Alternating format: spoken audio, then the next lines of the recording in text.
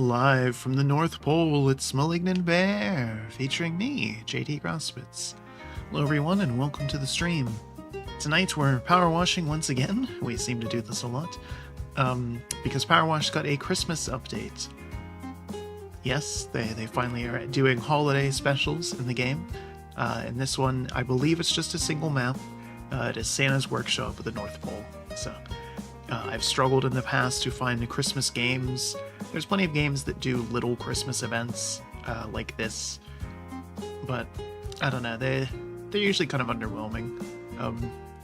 In general, I'm not the biggest Christmas person. Nothing against it, but you know, there's better holidays. Halloween. But yeah, this will probably be our final stream of the holiday season. We might get one more in next week at some point. Hard at work on our Game of the Year list, slash whatever the other thing is that we do. Anniversary, yes, it's that thing. Yeah, hard at work on that. And that'll probably come out next week or not long after.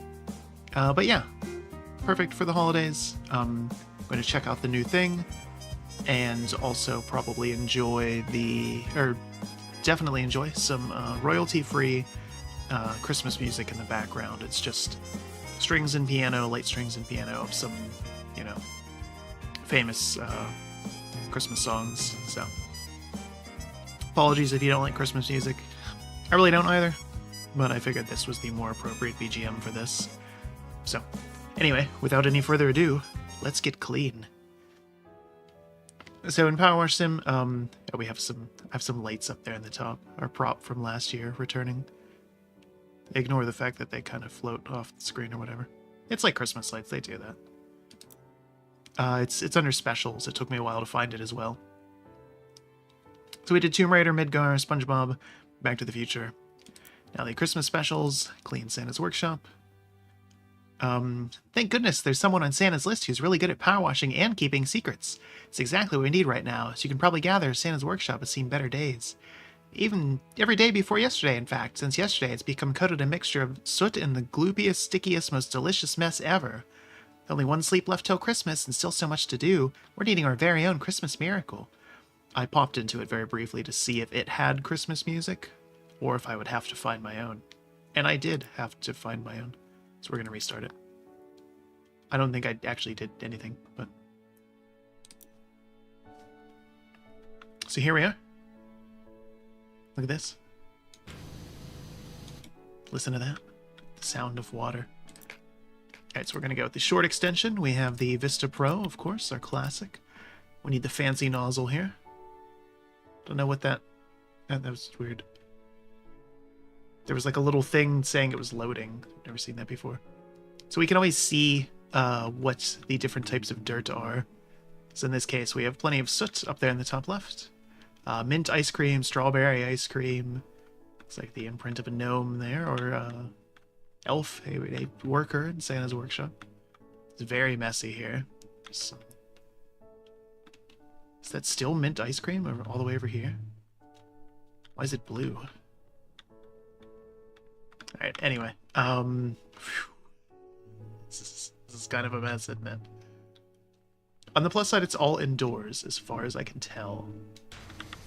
So, let's get it on. Start here with a painting of something. Who knows what this will be? Possibly a reindeer. Definitely a reindeer.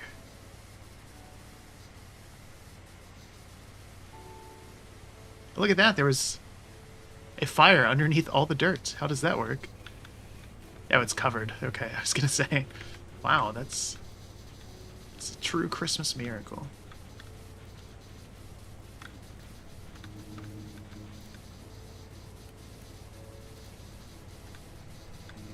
I believe this song right now is Auld Lang Syne. Of course, it's the traditional New Year's song.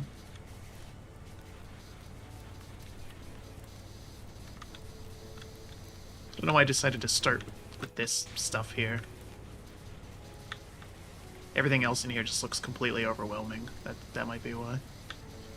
Just kind of panicked a little bit and was like, I want a clean spot somewhere. We got the painting frame. Okay, that's good. That's good. See how the stream goes, also. This is first stream with a new video card. Upgraded to a 7800 XT. Sticking with AMD. I would like to use some of NVIDIA's fancy features, but not at the price that they're charging for those cards.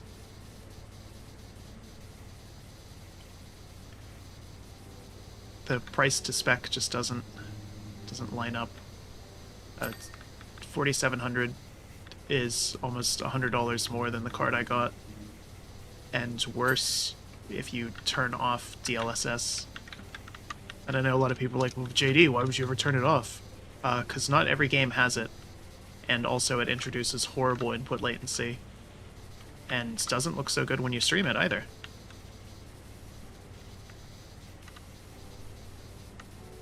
Yeah, I've said it before and I stand by it.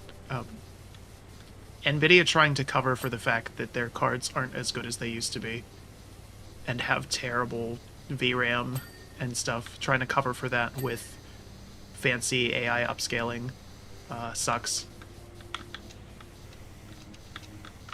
And I hate the fact that a lot of devs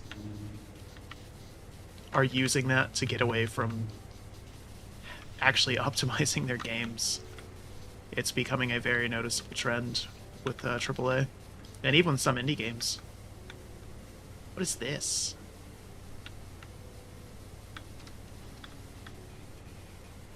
What's this thing?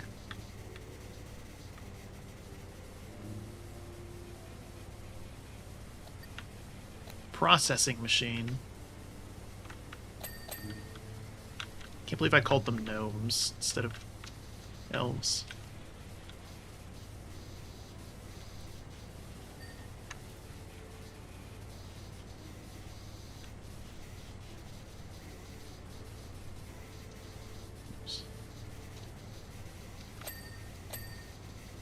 Presents are filthy.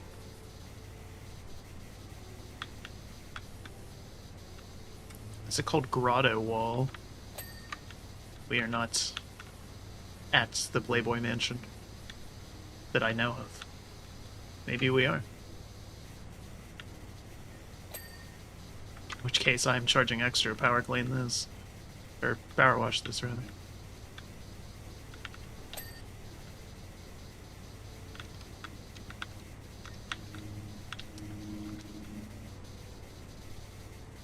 But yeah, as far as video cards, I know some people still think AMD has issues with their drivers, and in some games they certainly do. That's not an AMD thing, though. That's a dev thing.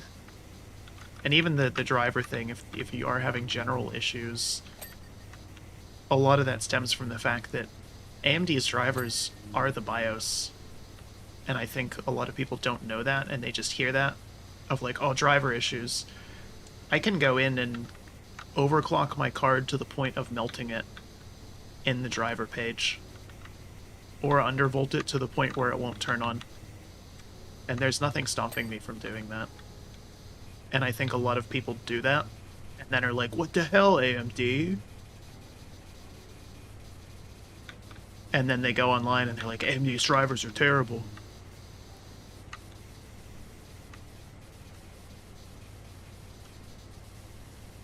Yes, they do have some problems. Like I said, there are some specific games, and yeah, it's possible you can get a lemon card. And there was definitely the issue with the 5700 XT like 5 years ago. But that was partly because that card was so incredibly overpowered for what it was. It's no wonder they were bricking them. They've been stable for a long time, though. Even with this, I had one driver timeout, like the first day I was using it, and it was because I had a bad setting in there. I fixed it and haven't had any issues since. Knock on wood. But...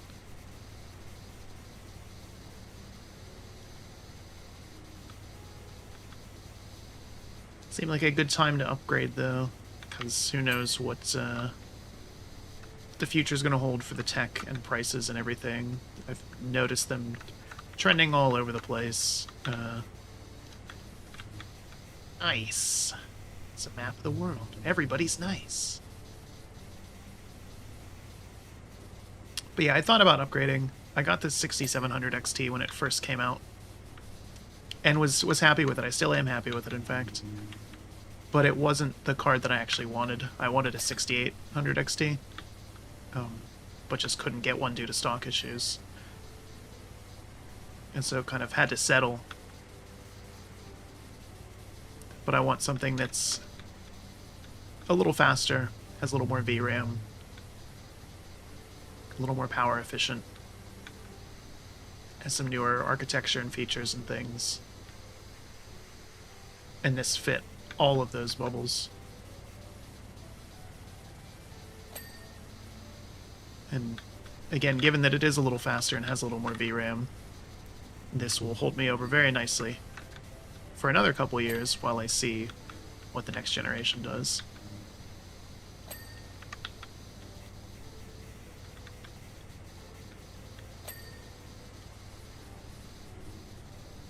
What games do to take advantage of it and everything else. We're in kind of a weird spot in terms of tech, where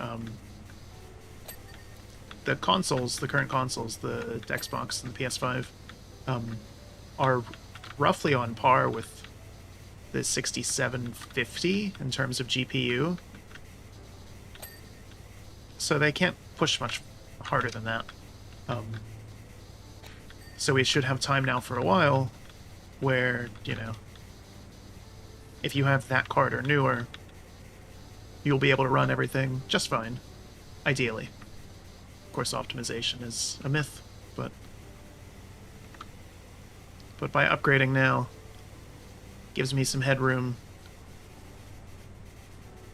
Can sit and watch what happens. Especially if there's a mid-gen console upgrade, which seems to be coming. Lots of rumors that both Sony and Microsoft have one in the works.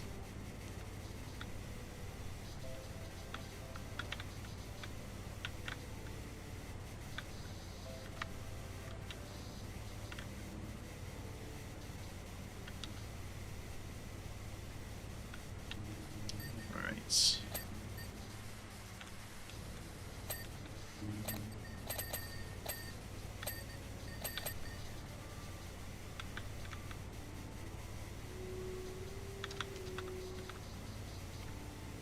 What else? What else? I forgot to mention it the other day, but Twitch was in the news. And as is often the case, it was for nothing good. There's been a thing for a while where models, we'll say models, OnlyFans models, have been on Twitch, which I'm not crazy about. I don't have any issues with the type of content they're doing, or even them being on Twitch. It's just, it's really frustrating to go onto Twitch, even like logged out, and have that recommended to you for, you know, a site that's supposed to be about streaming video games and things. And again, I don't have any issues with that content, you know, whatever. You do you. If people like it, that's fine. But I feel like it should be a different place. But anyway, there was another rise in that, where OnlyFans models realized that if they put the camera in the right spot, the right height of chest, for example, it would hide all the naughty bits. And so they were doing that. And Twitch's wonderful response to that was, we're going to allow nudity on the website. And they said specifically artistic nudity under certain circumstances, which then opened the floodgates, and a bunch of people tried to push the boundaries. And in just about 24 hours of that, Twitch was like, hey, wait, no, never mind.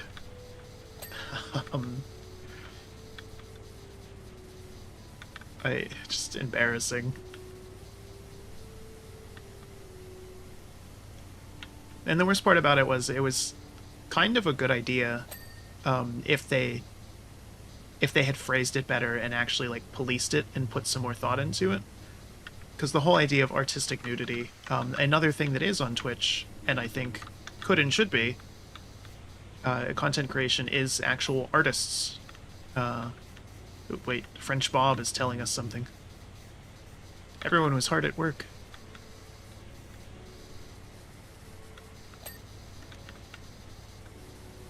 Good talk there, French Bob.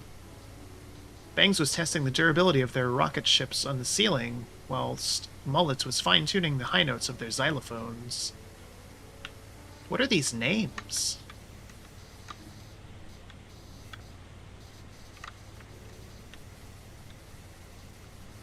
Across the way, High Top Fade has made some planes with precision engineering, while Pompadour made some dolls that probably needed more work, really. Okay, anyways, yeah, I mean, Twitch has to grow and has to expand. I get that. It can't just be video game streams forever. And one of the ways they had done that was with just chatting, which is fine, and that was the thing that a lot of the models use and kind of took advantage of. But they've also had creative categories like art and cooking and things for a long time. And artistic nudity, if done correctly, would have made sense in those art categories. Like, a nude drawing doesn't have to be sexual or sexualized. That's just kind of a basic thing with art. Like, anatomy and all that is a very serious thing for artists to study and learn and do. And being able to do that on Twitch without being penalized would have been huge for some of them. Would open up things that they draw and can draw. And in fact, even, and it's, you know, not just lewd artists doing that. Every artist has to know anatomy to draw people. And even when they're drawing normal art of people, they oftentimes will start with just the naked form and then add clothes and things onto it. That's kind of a really basic thing. But because of the rules that Twitch has had in place, a lot of times artists will either skip that step or have to awkwardly omit it. Like, they'll start the stream with that step already done, like, oh, here's the art, like, a quarter of the way through. Or just go straight to the clothing step. And you can tell it's kind of a struggle, because then you're missing out on some basic anatomy and things that kind of make sense in drawing. Or painting, or whatever it might be. But anyway, because Twitch blundered on that, we probably won't see that again, at least not for a long time.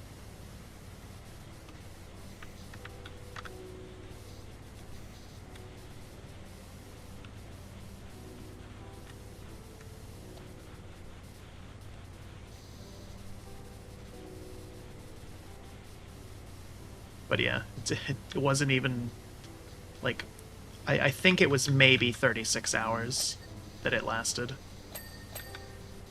And Twitch was just wild in those 36 hours. I mean, everybody was rightfully kind of poking fun at them for it.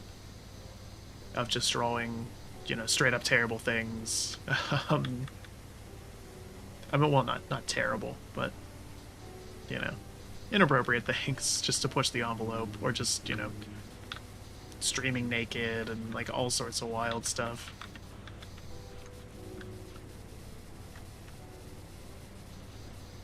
And I think the thing that sucks about it most is that they did it because of the OnlyFans models, and then when they went back on it, it didn't impact them at all. They're still just doing what they were doing. And again, it just makes Twitch look even more incompetent.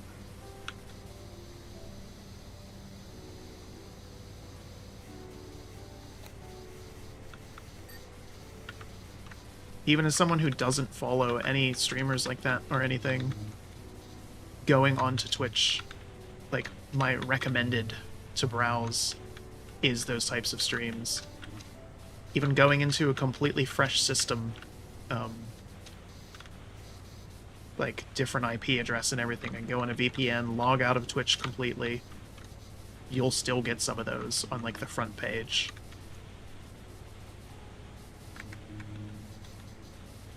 And that's just wild to me.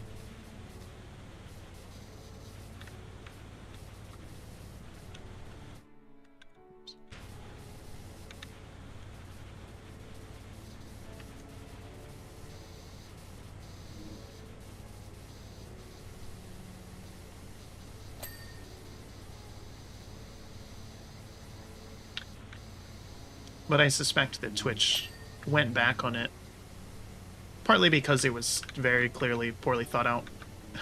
I saw a bunch of people joking that it was some clarity after they enjoyed their decision. I suspect more than anything it was some advertisers sent them emails and were like, "Hey, we're not gonna give you advertising dollars if this goes through because we don't want our content to be, we don't want a mid-roll ad of someone drawing, Rule 34, and then it's like, drink Pepsi today." Like, advertisers don't want that.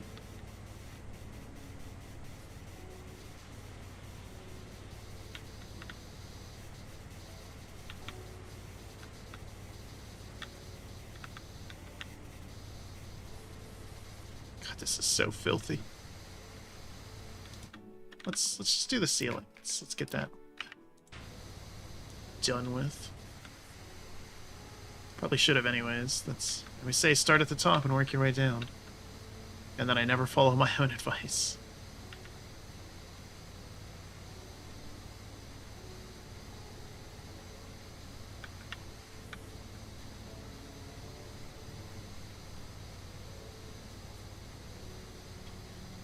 Got all stocked up for the holidays, though. Quite a few trips to the store lately to have anything and everything that I might need, and others might need if they come visit. Probably do some stuff with the band over the holidays. At least some of them. At least the ones that are around.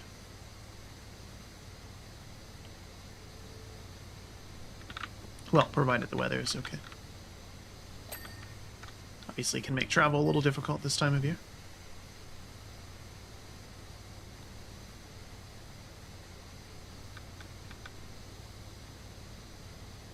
The older I get, the more I realize that so much of the holidays is just kind of manufactured and silly stuff. Like the notion of, like, we have to do things on this day and blah, blah, blah.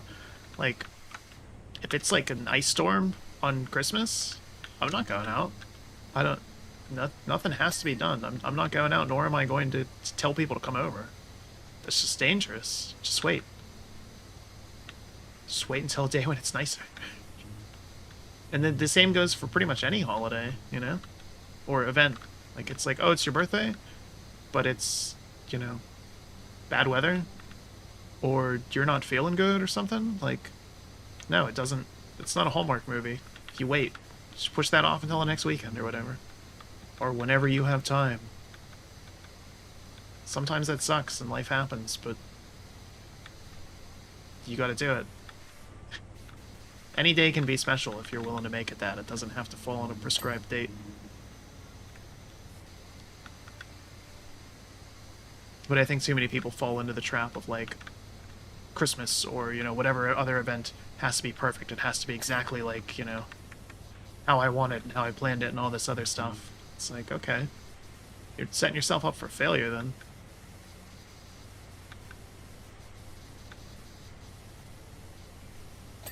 Instead, enjoy the fact that you have some time off around the holidays, as a lot of people do. Not everyone, but a lot of people have extra time off work and school and things. And just plan around that, Instead of rushing around with everybody on these specific dates because you have to do something on Christmas, just have fun, Like, yeah, it's, December 28th or whatever. Like, we're getting together today.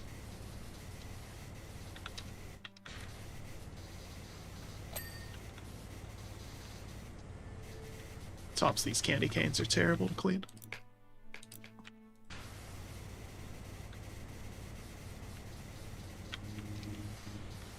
What else? What else? Steam Winter Sale starts in a couple hours, actually. Christmas sale, I guess. Can't remember what they actually call it.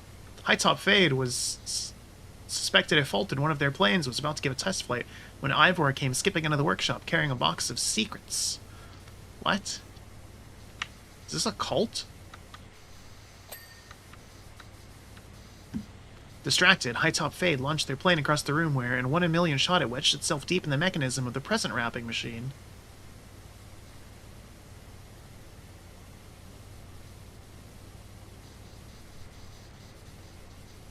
Keep getting distracted from what I wanted to do, which was clean the ceiling. We'll get back to it. It's not going anywhere. It better not. Otherwise I know for sure we're in a cult then. Speaking of which, though, I think that is one of the games I'm going to try to get. It's Cult of the Lamb.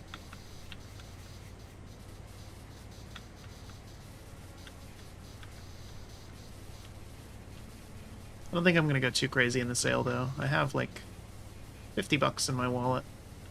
My Steam wallet. I might toss another 50 in there. And that'll be it. Still have plenty to play. It's no real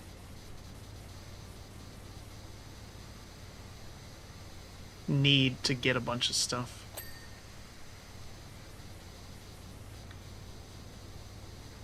But yeah, I was looking at Cult of the Lamb. That sounds really fun and interesting. RimWorld I think about every year, and if it's on sale at all, I think I might just finally bite the bullet on that. And then maybe Baldur's Gate? I don't think it'll be on sale very much, and I know it's still going to get updates for a while, so I'm debating I might hold off on that.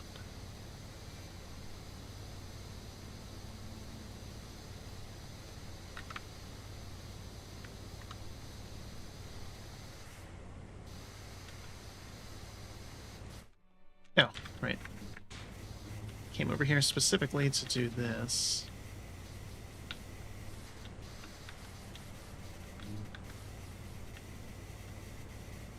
I'm sure I'll find some other little random things to get.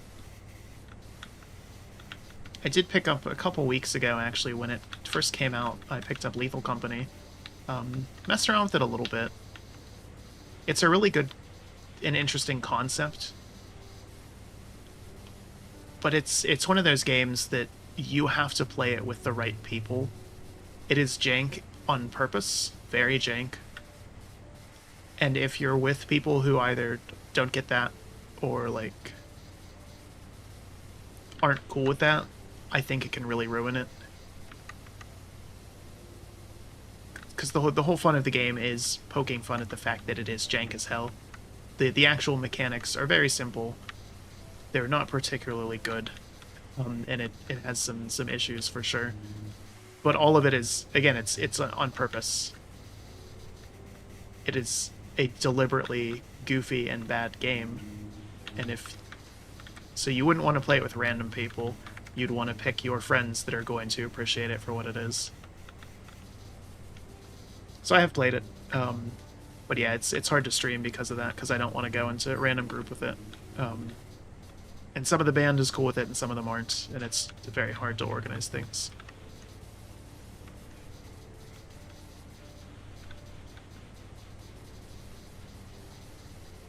That said, I think they could take a little bit of the jank out and not lose too much.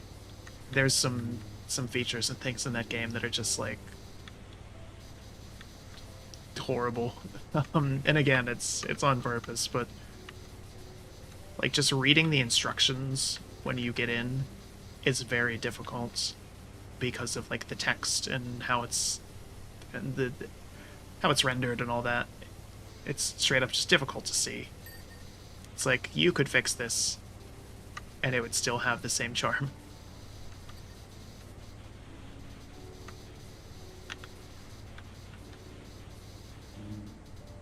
Little things like that.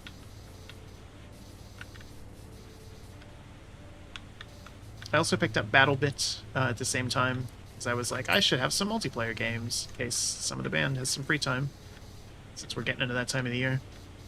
Haven't played that at all, either. A couple of us got it, and just haven't had a chance to. BattleBit's the one that's just indie Battlefield, basically. And it was like 10 bucks or whatever, and I thought about it for a long time. I used to love Battlefield back in the day.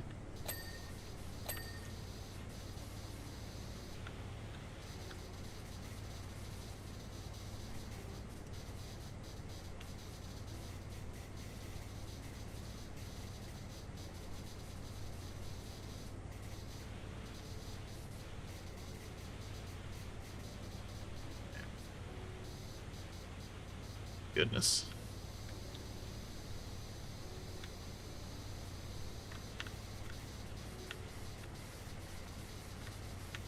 But yeah, I'm sure I'll pick up some other stuff and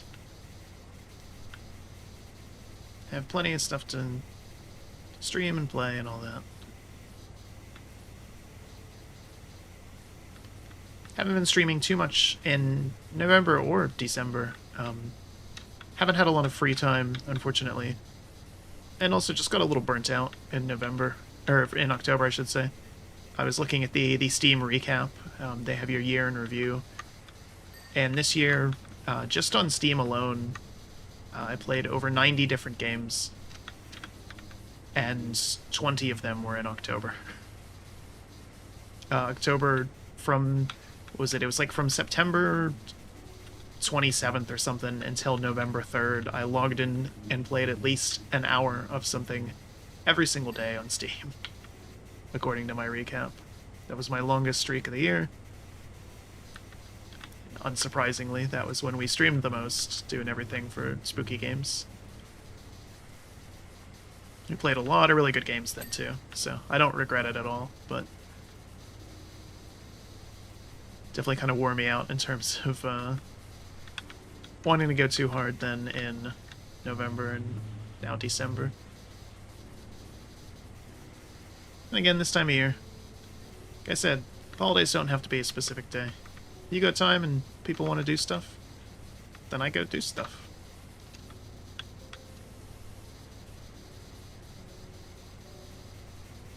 Simple as.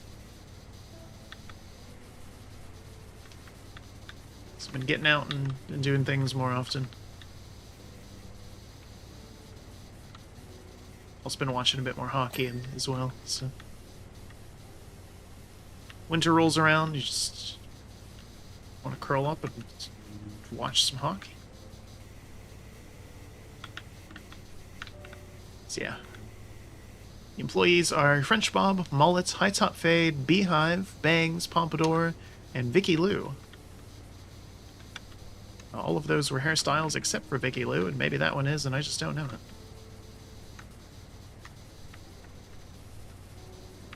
I feel like Santa should probably have some more elves. Christmas party, Christmas Eve, Sunday / tonight, 6 p.m. at the Snow Globe. Last year's eggnog issues, we're no longer providing eggnog as a beverage of choice.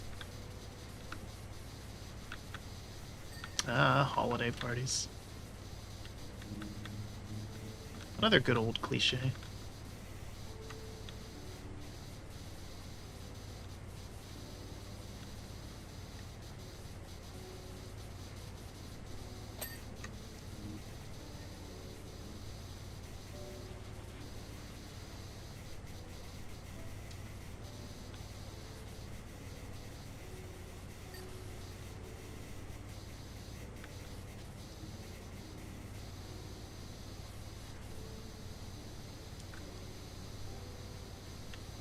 One of my holiday traditions is to either try to get caught up on watching stuff or just rewatch some old favorites.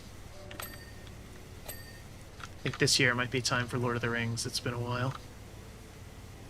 Have the extended editions on, 4K Blu-ray or whatever.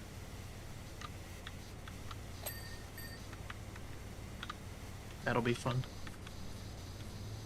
Or I could marathon some other stuff to get caught up on. I'm never going to get caught up on my watch list. I've just given up on that. Even more so than I have in my games list. There's too much TV that too many people have been like, JD, you have to watch this, it's good. And then sometimes when I do, it's like, it's not good. And so that makes me kind of doubt their opinions then.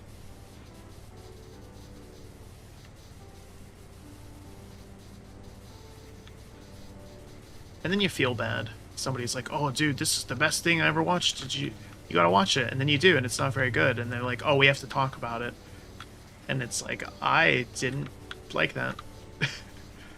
That's like an awkward conversation then. Whereas the alternative is just, oh, I haven't watched it. I don't know. I didn't have time.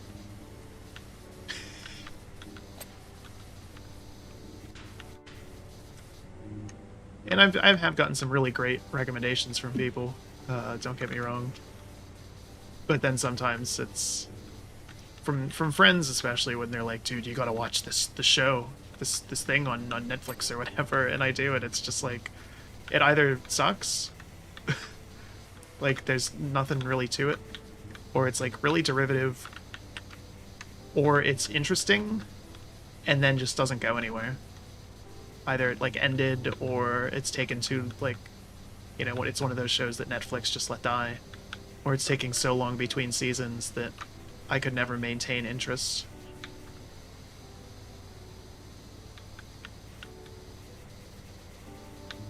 I prefer shorter shows that I can just kind of finish. You know, make sure they're done. Watch a couple episodes. If it seems interesting, keep it up. If not, try something else. I don't want to get invested into a super long TV show and then it either not finish or end horribly. Game of Thrones.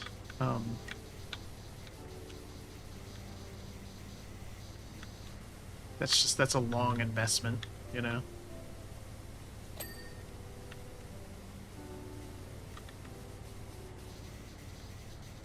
I will never not be mad about Game of Thrones. That book is never coming out either. The 6th one might. There's no way he's finishing the 7th.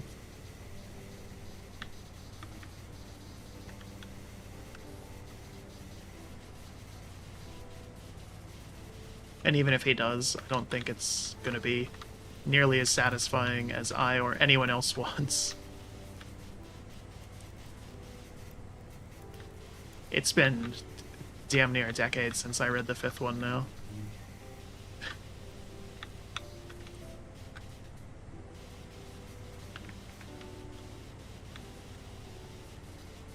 Actually, it might have been. I'm trying to think when that came out.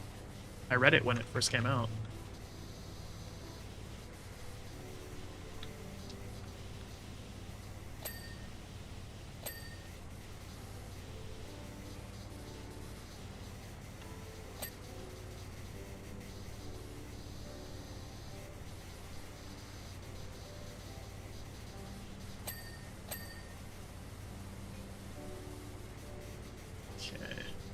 I guess this is the present wrapping machine or something that they were talking about. That French Bob was telling me about.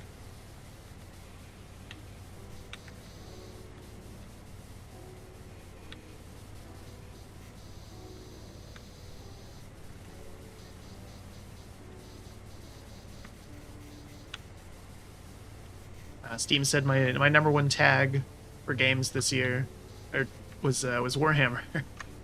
And I believe #2 was horror. Or dark, I think.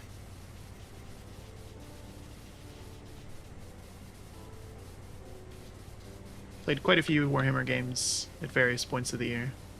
I think a lot of that was eaten up by Darktide, Vermintide, Total War.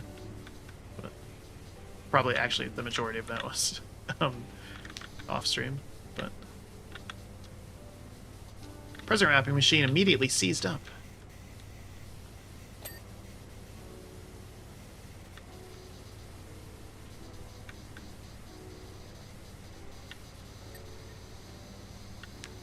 Bellowing with soot, it sent coal pellets flying in all directions.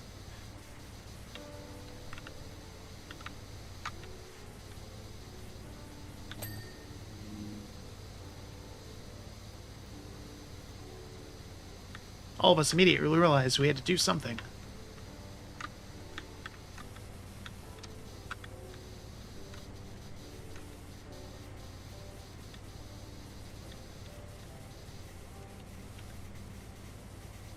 The only problem was nobody knew what that thing was. Ah, of course. But anyway, speaking of Warhammer, that is still coming for this game. They said that they're still working on it, and it's going to be sometime this year. Or 2024. Yeah. Except for Ivor.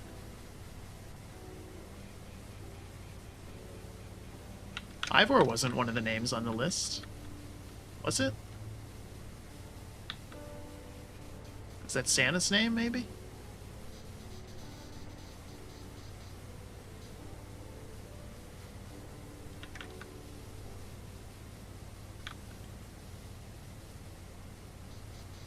And also Henry Cavill said that he and Amazon are still working on their 40K stuff, which I'm cautiously optimistic about.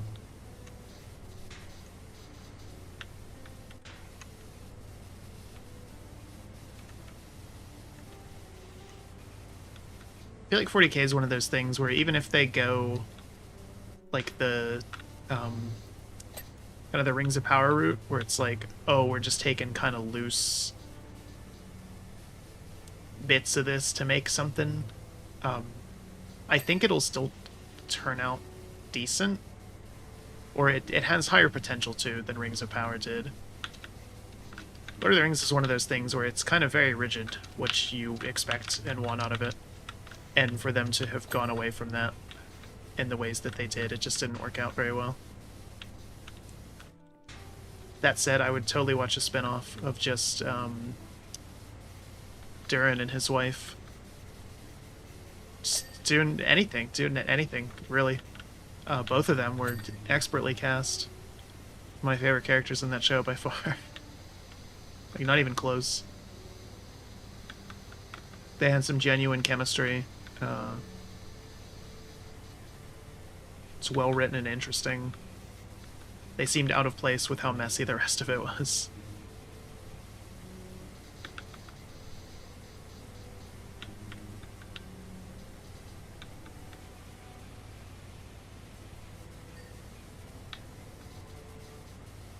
But yeah, I feel like 40K you could take some more liberties with, and it's just like, just let it follow a rule of cool, and I'm sure it'll be fine.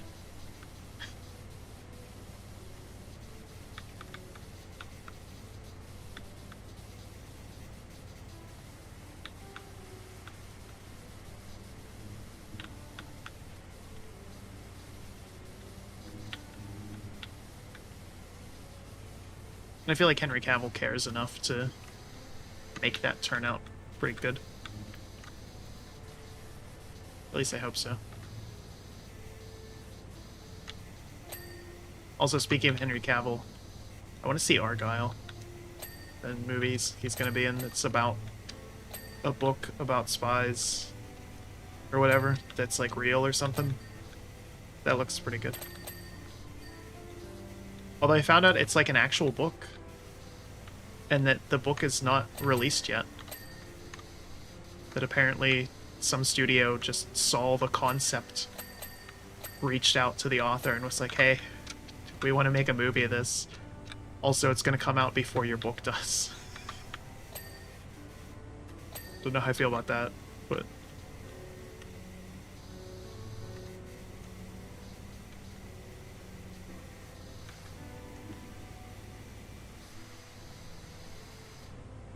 Apparently the person who's writing it, it's their first novel as well. Which means they probably got paid and it either won't ever come out or won't be very good. But hey, props to them for the concept, I guess. Even though I'm pretty sure it's been done before, but still.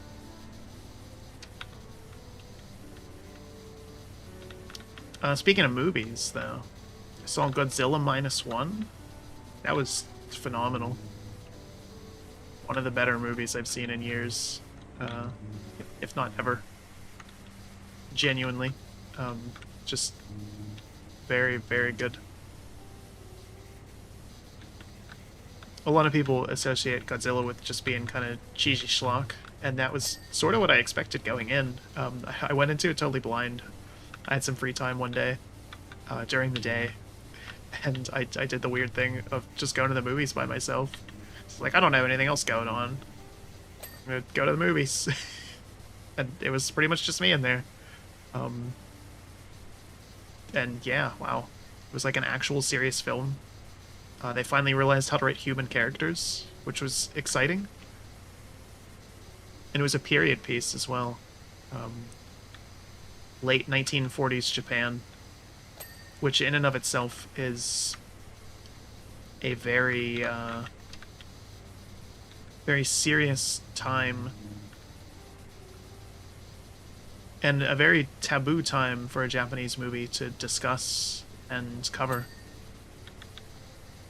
They absolutely pushed a lot of boundaries with it in terms of history and culture and everything, and did it well, which is the most important part.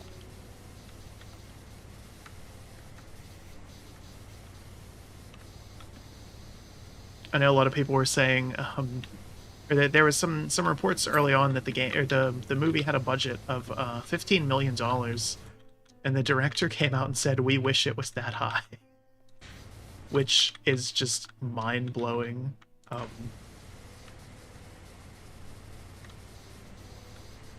If I think everybody should see it, especially if you know Japanese history and culture, or you like Godzilla.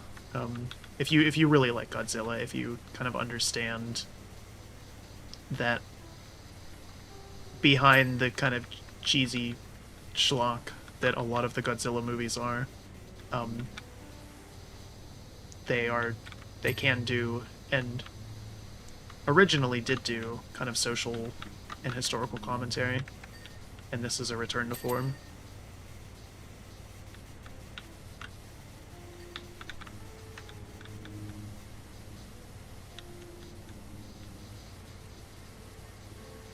So they're actually bringing it back into theaters, at least in Japan, in full black and white. And it's not just a filter. Apparently they, from what I was reading, they filmed it both ways at the same time, with the full intention to do that at some point, to release it in black and white. Again, as an homage to the original.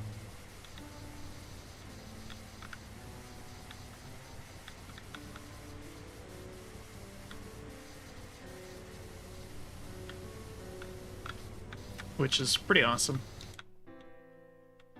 I think it's a movie that would benefit from that as well.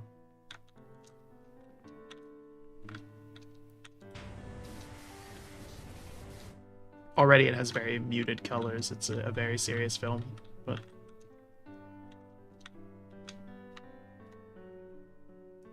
Okay, lanterns.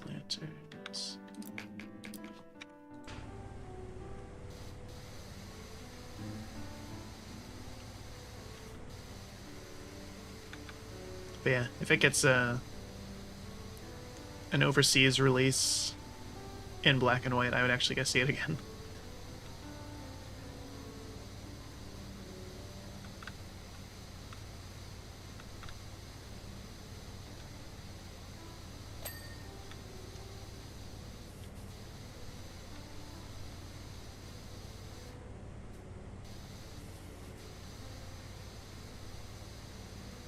Getting there, 75%. I feel like, as is often the case, though, we're getting to the point where it's just like... it's fiddly bits, as I often say.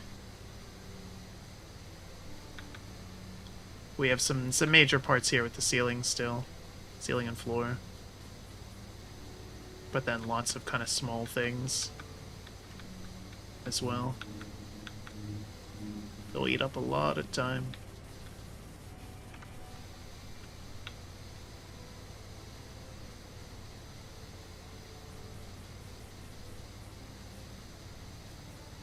Curious why oh, never mind. I was gonna say, why would the present machine have coal in it? And then I realized I'm dumb.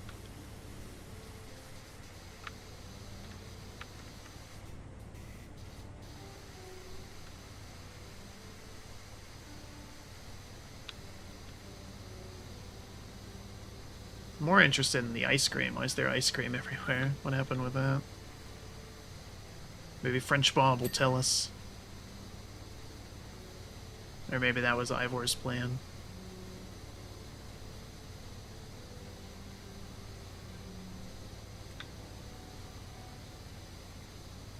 I hope they do some other holiday packs, though. Spooky one would be good. I'll do a Thanksgiving one.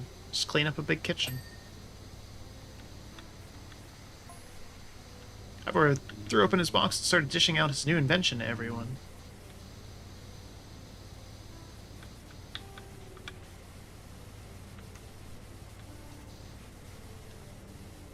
Don't keep me waiting, French Bob. What is it? They were incredible, like bags with handles that connect to a wandy thing you hold in your hand.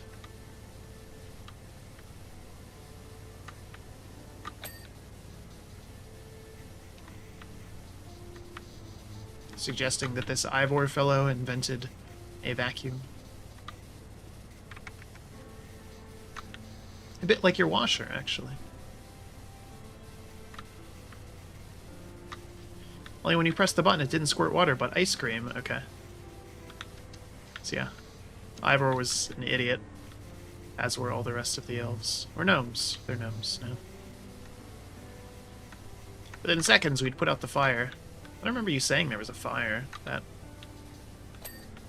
maybe slightly explains why you tried to do that. Probably should just stop there, but they were just too fun.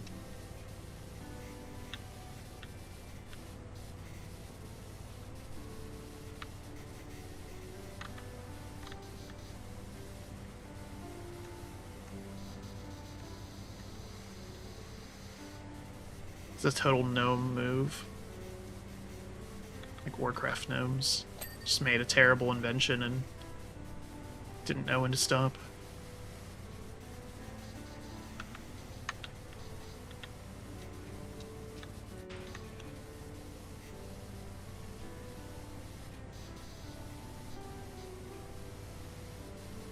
I've been messing around with WoW a little bit again for the first time in a number of years.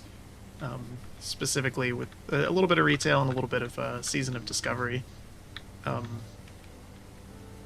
Retail's in a good place. I think they finally realized that the main audience, it's fine with it being a little more casual and alt-friendly, and just, you know, jump in, have some fun, and then jump out. It doesn't feel like a job anymore, which is nice. Like, I can just hop on, do something fun, check something out, and then be done. And Season of Discovery is interesting, but maybe not in a good way. They just brought in abilities from later expansions into vanilla. And all it really does is highlight some of the other issues that vanilla has. Like a lot of the just really kind of poor systems and jank and everything that the game objectively improved over the years. Like the combat is less clunky, so you notice them even more. It's still neat. I'm curious to see what else they will do with it.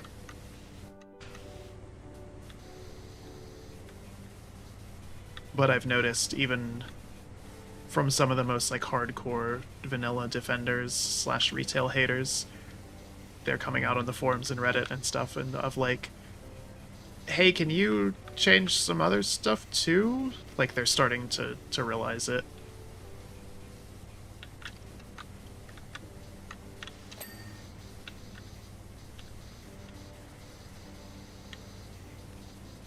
But it's fun. It's nice for the nostalgia. If anything, it's made it easier to kind of jump back in and, you know, explore the original world, mess around with friends and all that. The combat being less clunky, we can get a little bit more done easier. And since it's slower paced, like the max level is only 25 at the moment, we're not having to rush to do anything. It's like, hey, we're just gonna... JD, you want to hop on and do, like, you know, 3 or 4 quests tonight? During, you know, a couple battlegrounds. Like, yeah, that's fine.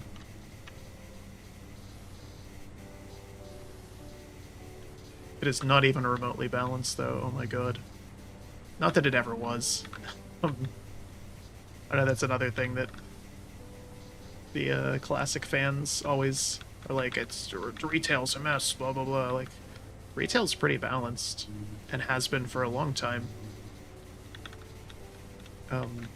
Classic, on the other hand, train wreck. And always was. It's also really funny seeing that retail has talent trees again for the first time in years, like full-blown talent trees, which is awesome. And then comparing those to the ones in Classic, it's like, wow, you don't really have a choice in a lot of the Classic ones. Most of these talents are just objectively bad or mandatory. Like, you would be wrong to pick certain things. Whereas in retail, I think you can make a decent case for pretty much everything and most of the trees. There's a couple duds, but you could have a niche build and make it work, which I think is interesting.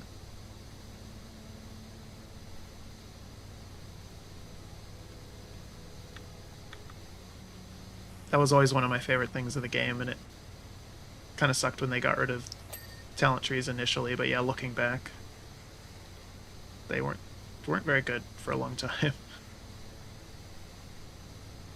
Like, oh, dude, with 5 points, did you get over 5 levels, you can have 5% more strength. Like, that sucks.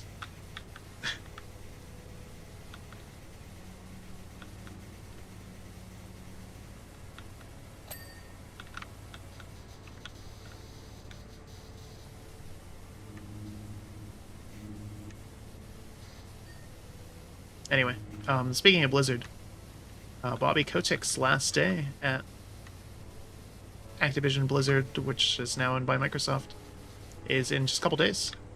Good riddance.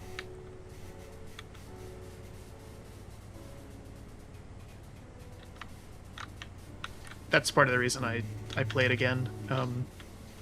I had resisted giving Blizzard money for a long time, partly because their games had been really crappy, and partly because all the issues that they had, specifically under him.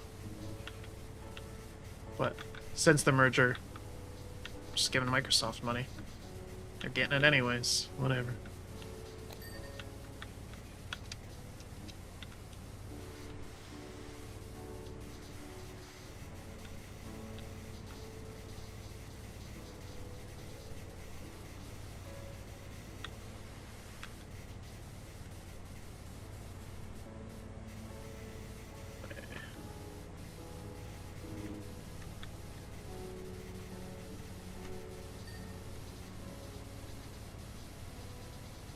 It's okay though, he created a lot of value for the shareholders. That's the only thing that matters. God forbid you create fun games or a decent working environment. Or... Wouldn't want that.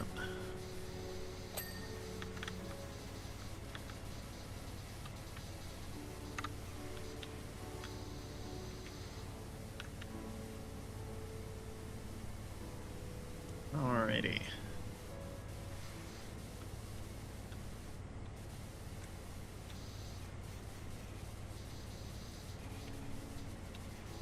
%, getting there.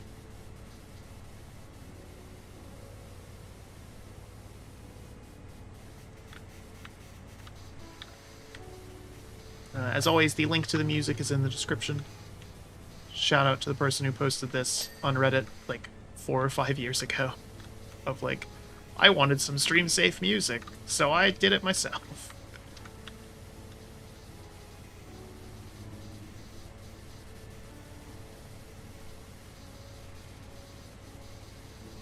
That's a very cash money of you.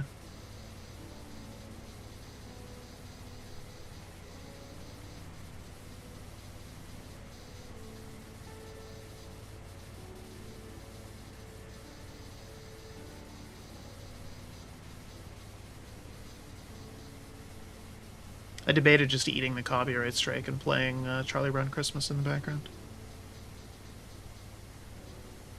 Objectively the best Christmas album ever made.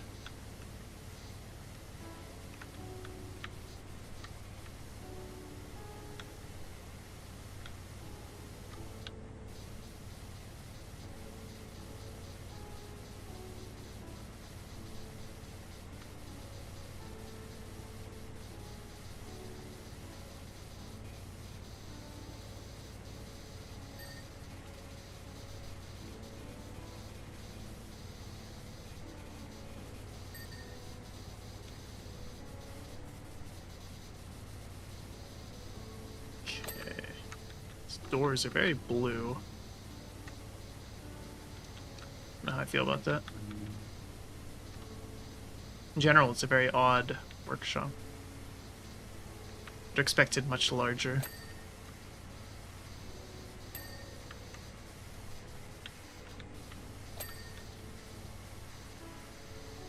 It's very comfy, though, too. We have not touched the middle section, like, at all.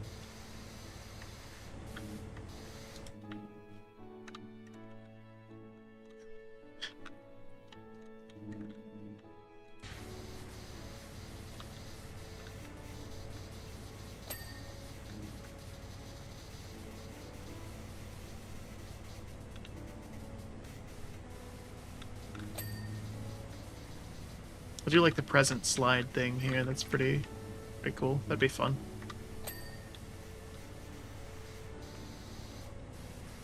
Well, I guess you couldn't really take full advantage of it because it's made for presents unless you got inside the present machine, which would probably kill you.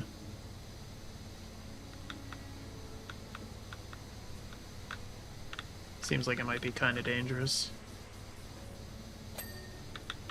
Okay.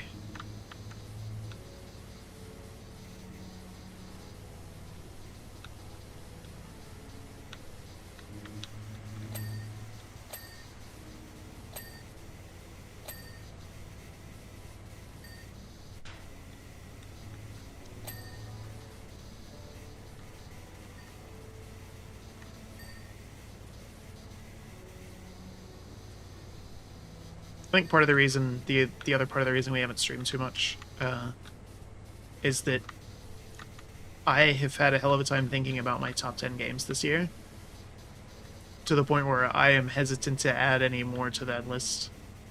We had some stuff lined up and ready to go, but it was stuff that I suspected would have made that list and made it a little more difficult than it even already was. There's some surprises on there. For sure, as well.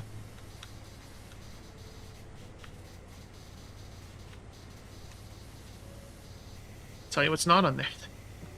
Starfield.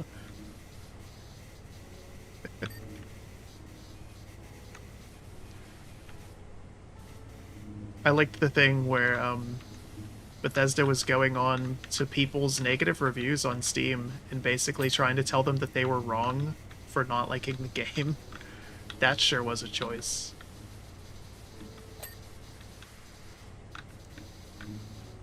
And it was specifically people who were calling them out for the exploration being bad. And they were like, well, the astronauts, there was nothing to do on the moon when they got there either. It's like, yeah, of course. That's different.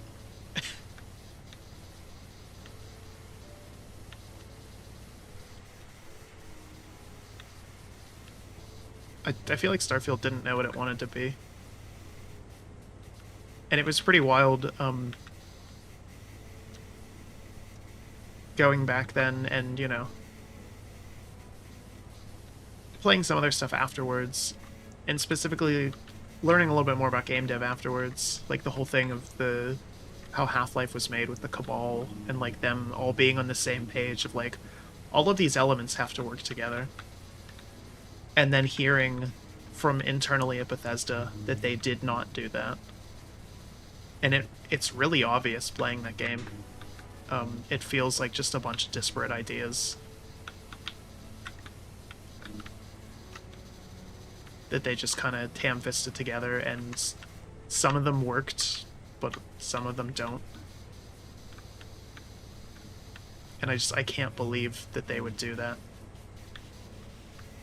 That anybody would do that, but especially on a game of that scale with a studio of that size.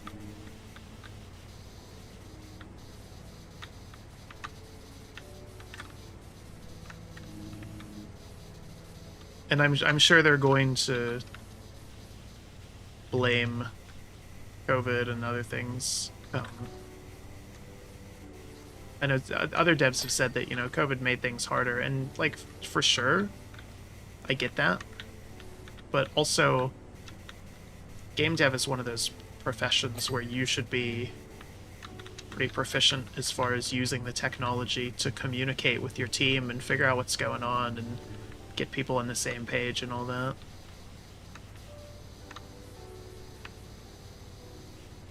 yes, every job and industry was definitely impacted by that and the challenges that it brought. But that's one, and especially for how long that dev time was, where just I would love to get a post-mortem from somebody internally to talk about what happened there.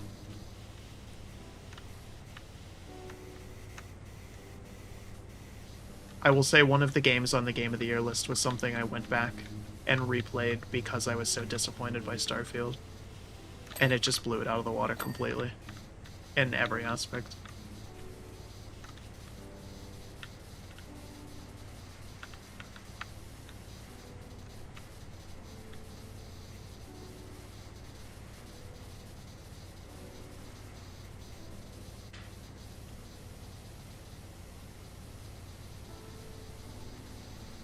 For a long time, Elder Scrolls 6 was my most anticipated game. It is not anymore. I'm genuinely worried what that's going to be when it comes out, unless they have some major changes there.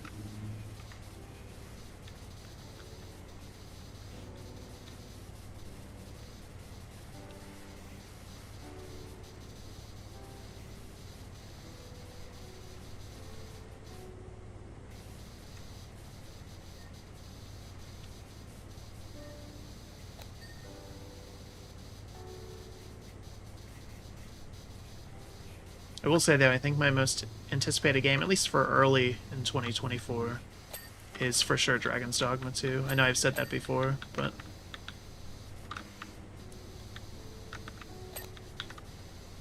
I'm pretty confident that they can't screw it up. Like, I genuinely don't know how they would. Everything I've seen about it looks like they know exactly what they need to do. Even if it just ends up being a re-release of 1, essentially, with some, like, you know, better matchmaking and cleaner graphics and a less obtuse quest system, it'll be a fantastic game.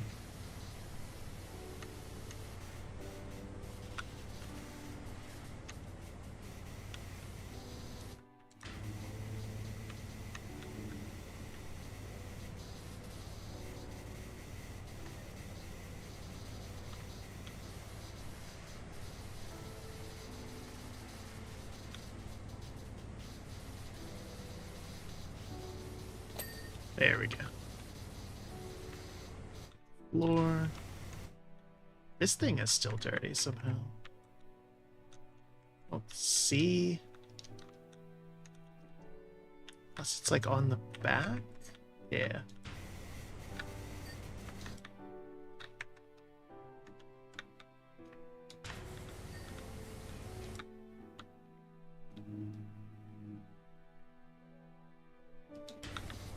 Yeah, these pipes.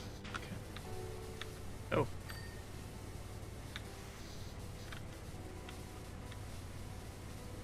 Jeez. That's hard to get into there.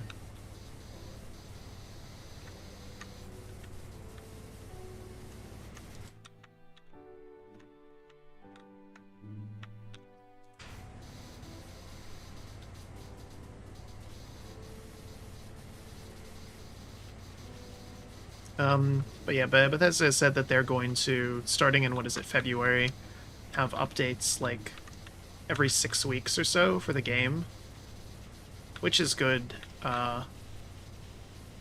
Some of the stuff they're adding, though, like, is embarrassing that it wasn't in the game at first. I know a lot of people are poking fun at the fact that, like, one of the first major updates the game is going to have is maps for the cities. Like, how did it not, how did they not have those? Why was the map so bad? From a dev that's known for exploration. And just, and why has it taken them this long to do anything? Like, I get that, you know, they're working on it for a long time and probably just needed a break. That's fine.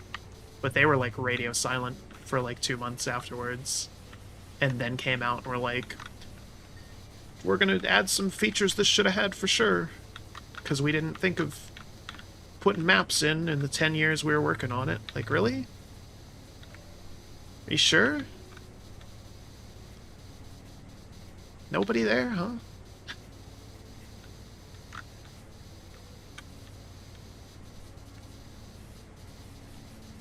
I also did like that, was it Chris Avalon from Obsidian fame came out the other day and said that several times Obsidian approached Bethesda about doing an Elder Scrolls spin-off and were either turned down or ignored every single time. That they wanted to do like Fallout New Vegas but for Elder Scrolls. And Bethesda either told them no or just completely ignored them. I suspect it was because how well received from fans New Vegas was. That Obsidian, or that Bethesda probably knew that it's like, wow, if we let them do this, we're gonna look like idiots. New Vegas has a lot of problems, but it's mostly a result of the engine just being a complete dumpster fire. In terms of like writing and setting and everything else you'd actually want from like a serious RPG, it's definitely the best of the modern Fallouts.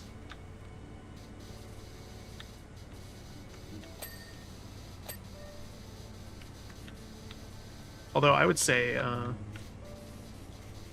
think Fallout 76 is a better game than Fallout 3 and 4 are.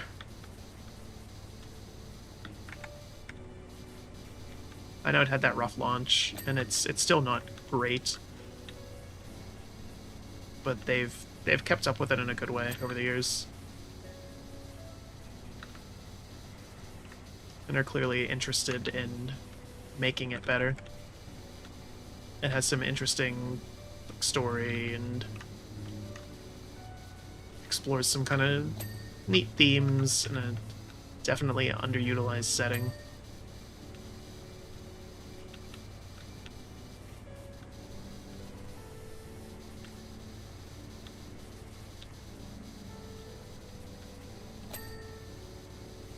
I would love for them to make it just a single-player RPG at some point. I don't think they ever will, but the game's biggest issues now stem from the fact that it's an, you know, service model game, the MMO light kind of thing. So it means that the balance and loot is just terrible. Like, it's something that it was fun for me to mess around with for a while, but then I got to the point where it's like, oh, if I want to do anything else, I'm gonna have to grind content, and the combat in this game is not good enough to make that worth it.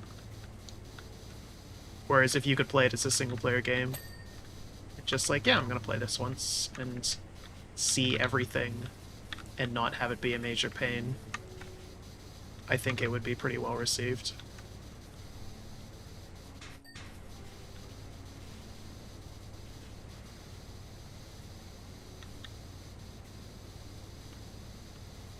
Especially post-Starfield.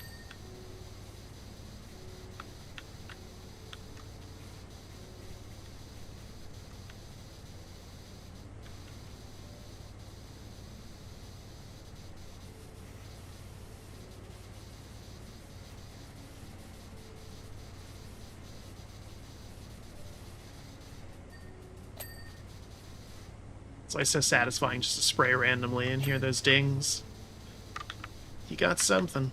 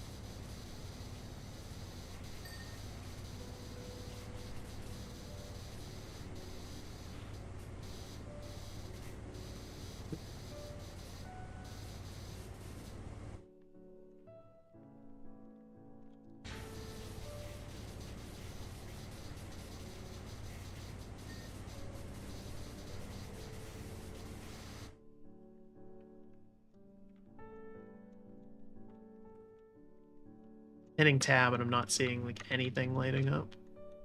That's a little worrying.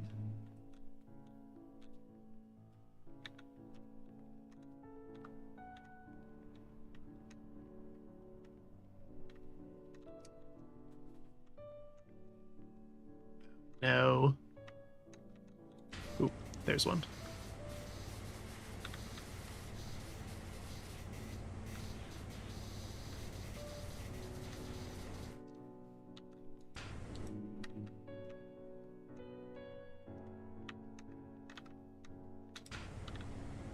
Ah, I see.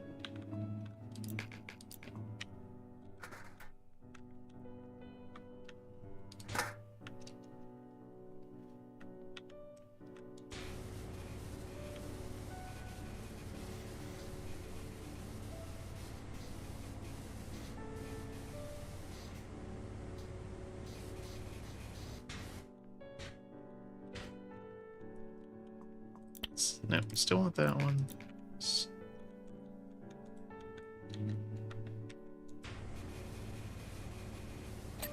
There we go. Okay.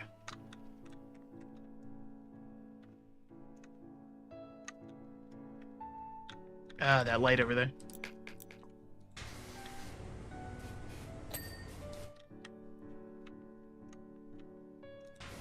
And that one.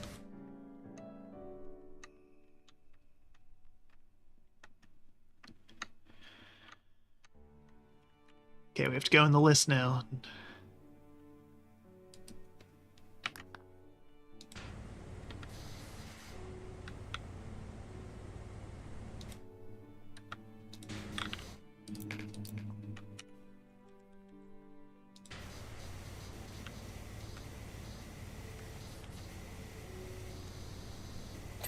Okay.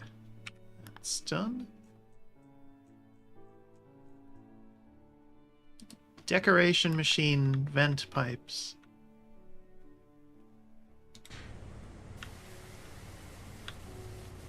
Of course. How silly of me.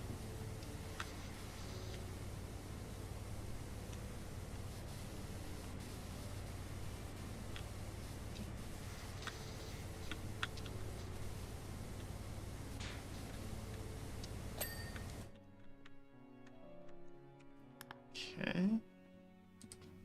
Entrance door hinges. Alright.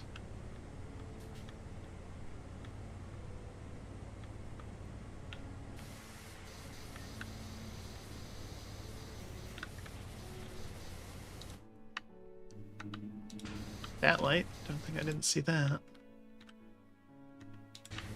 That one too, apparently.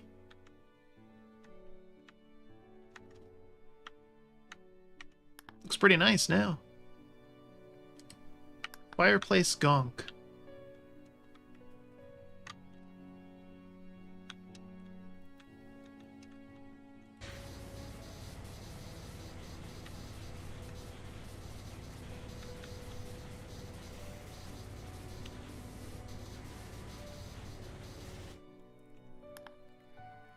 Fireplace presents.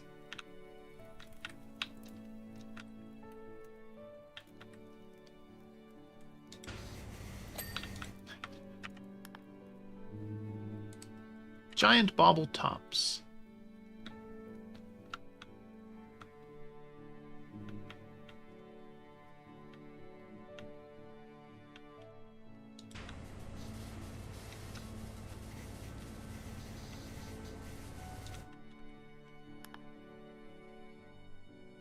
Lanterns. Ah, the ones over there.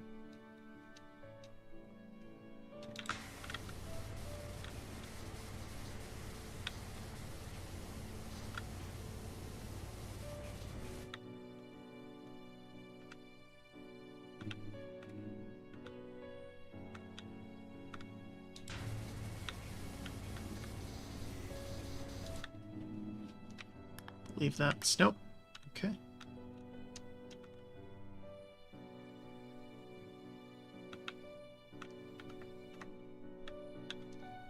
Ah.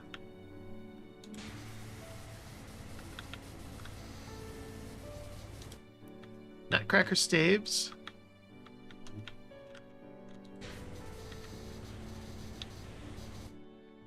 Processing machine input curtain.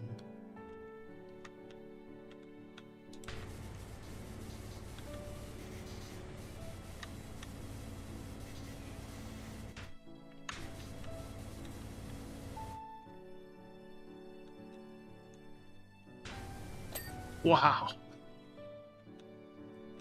Then the sleigh skis. Well. Just about done? I'll double check the names. Yeah, Ivor is not on here. Okay, so what are their shifts? Thursday's movie nights. Nobody's working then.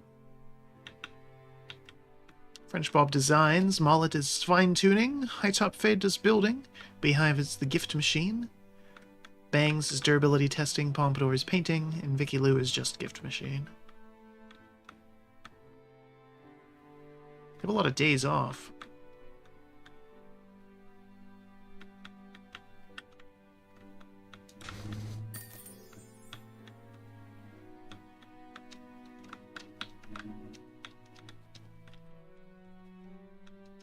We look outside. Some missing textures there.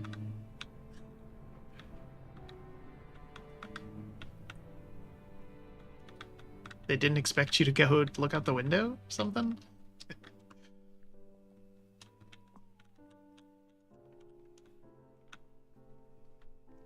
This is cute, though. I feel like there should have been at least one or two, like, interactables here.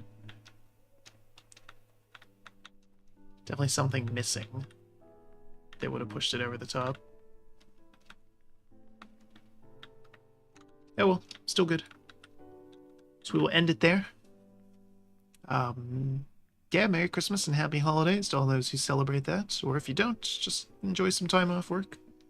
Again, like I said at the start, you know, holidays don't have to be some big, special, crazy thing. Sometimes it's nice to just have a little bit extra time off work, or, you know, get to see some family and friends and all that kind of stuff. Doesn't have to be anything crazy.